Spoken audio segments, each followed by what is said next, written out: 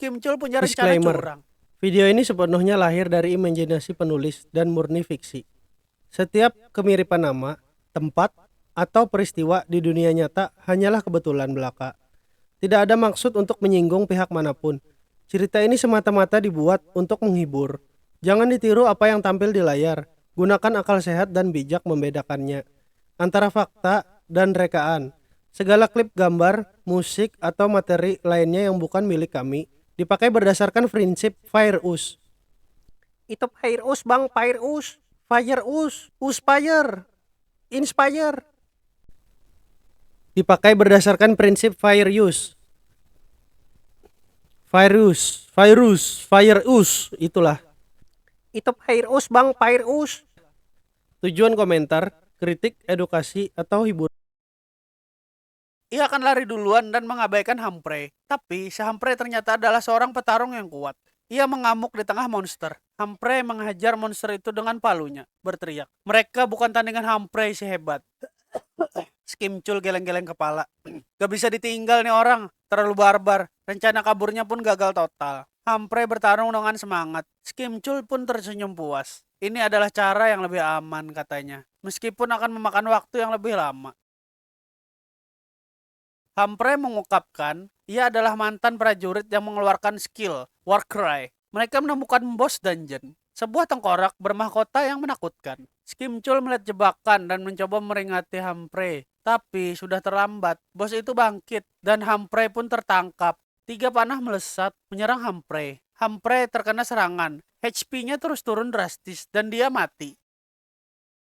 Skimcul pun memandang jasad si Humphrey dan berkata, dasar sampah kalian semua.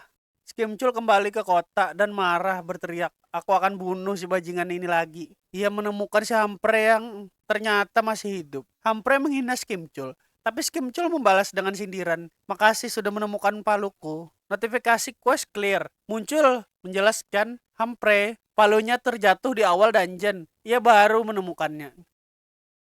Humphrey menempa material. Ia mengklaim kualitas armor tergantung pada keringatnya. Skimcul menyindir bahwa si Humphrey tidak berkeringat, tapi ia tahu armornya akan bagus karena terbuat dari material langka.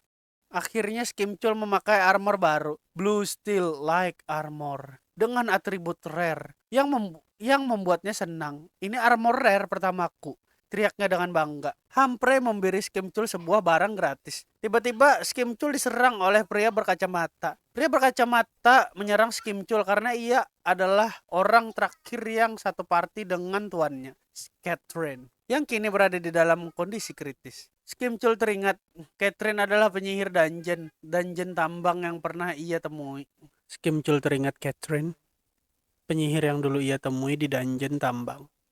Ia membela diri, menganggap dirinya korban karena Catherine mengkhianatinya. Namun pria berkacamata menyebut Catherine koma. Membuat Skimcul terkejut. Rahasia terungkap, Catherine adalah pewaris perusahaan besar. Skimcul dan goblinnya tertawa licik, melihat peluang besar dari tragedi Catherine. Skimcul mulai membicarakan perusahaan Catherine, menyadari ia bisa memanfaatkan situasi untuk keuntungannya pribadi.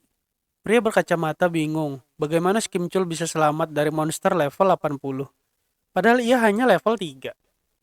Skimcul menjawab dengan alasan mengada-ngada. Kelasku berubah menjadi hidden class.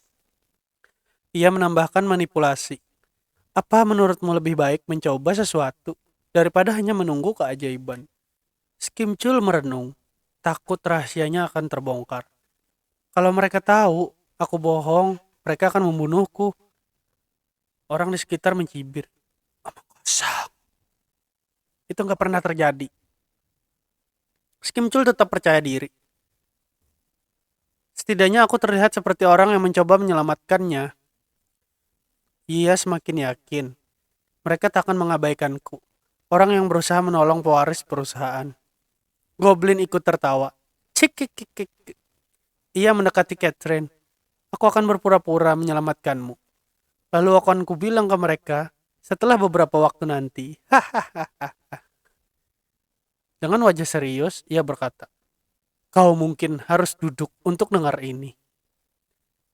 Pinjam dulu 100. Tiba-tiba ia tertawa terbahak-bahak. Seperti itu. Bukankah yang kemarin belum kau bayar? Ini kemana dah bang konsepnya? Ya gua bingung cerita apa tak. Jadi gua selipkan komedi yang embel-embelnya itulah. Biasa kehidupan manusia-manusia di Konoha. Pinjam dulu 100, besok gua bayar. Oh iya bang, bener bang, gua kemarin korban bang. Korban dari lu bang, lu nggak balikin uang gua bang. Iya bingung, tapi bagaimana caranya membawanya kalau dia masih bahkan tak bisa berjalan? Bang, itu melon bang, itu melon bang. Bukan melon itu tak, lu pikiran lu melon terus. Jelas-jelas itu durian Bangkok, cok. Gede banget. Apaan sih bang? Lu yang apaan tak? Dari kemarin melon mulu. Skimcul tersenyum licik. Aku tahu caranya. Goblin ikut bersorak. Catherine akhirnya bisa dipaksa berjalan. Skimcul puas. Kalau dipaksa, dia bisa ikut. Ini cukup baik. Skimcul mulai ragu. Apa ini benar-benar baik-baik saja? Kerumunan mulai makin memperhatikannya. Orang-orang mencibir. Dia yang terburuk. Semoga dia mati. Skimcul panik. Ini sama sekali nggak baik. Skimcul buru-buru beralasan. Aku dekat dengan wanita ini. Tapi orang lain mengejek. Kalau begitu, biar aku yang jadi temannya. Lalu kupukul dia juga. Skimcul pucat. Sial. Ini sama seperti kota sebelumnya. Seorang pria tua berteriak. Ikut aku. Skimcul bingung. Pria tua itu berkata, tidak ada waktu. Kalau mau hidup, ayo cepat.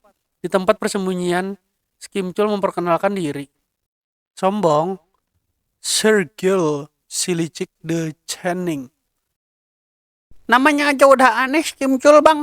Lu tambahin lagi. Serguel, sok keren lu bang. Ya bukan gua tak yang nambahin. Gua kan cuma mengarang cerita. Daripada lu tak. Kenapa jadi gua bang? Lu debat gua mulu dari tadi. Ceritanya gak selesai ntar. Oh iya maaf bang. Tapi yang gua jadi heran. Ngapain lu jejerin gua sama si botak sebelah? Lu juga botak tak? Ya abang juga botak. Udah. Gua ngalah dah. Ia menatap curiga. Aku lolos dari masalah. Tapi belum pernah percaya pada kalian. Jadi apa rencana Guild of Hiton di sini? Pria tua menjawab. Kami hanya berkumpul untuk raid. Saat itu biasanya guild tak bergerak bersama. Skimcul acuh. Terserah. Goblin menyeringai. Hihihi. Ia menekan lagi. Kau bagian informasi Hiton kan? Kasih aku informasi berguna. Pria tua itu menyuruh Skimcul diam. Kalau mau tahu soal informasi Foredel, kita harus ke tempat lain. Ia berjalan masuk ke gang sempit berkata, ikut aku. Notifikasi muncul. PK mode activated. Pria tua itu berkata, ia tidak tahu banyak soal Foredel. Ayo jangan lupa di subscribe dan like, komen, dan di share ya. Kalau enggak aku doain kalian bisulan. Ayo cepat di share supaya pahala kalian menambah. Cik.